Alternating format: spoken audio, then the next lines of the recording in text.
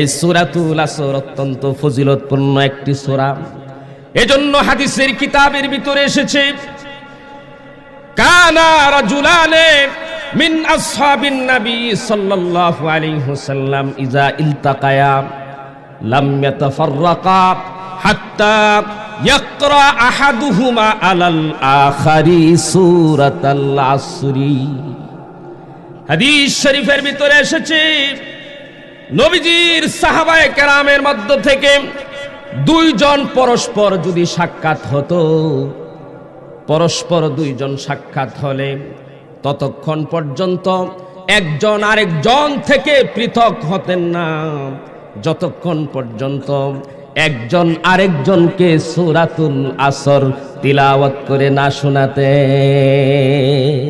সুবহানাল্লাহ, সুবহানাল্লাহ বিহামদিহি, সুবহানাল্লাহিল আযীম। পরস্পর সাক্ষাৎ হলেই একজন আরেকজনকে সূরাতুল আসর তেলাওয়াত করে শোনাতেন। একজন আরেকজনকে শোনাইতেন, সে তাকে শোনাইতেন। শোনানোর পরে সুম্মা ইউসাল্লিম, অতঃপর একজন আরেকজনকে সালাম দিয়া তারা পৃথক হইতেন। এই আমলটা করতে পারবো ইনশাআল্লাহ আমরা? একে অপরের সাথে সাক্ষাৎ হইলেই সূরাতুল আসর কি করব? তেলাওয়াত করে শোনাবো। পারবো তো ইনশাআল্লাহ?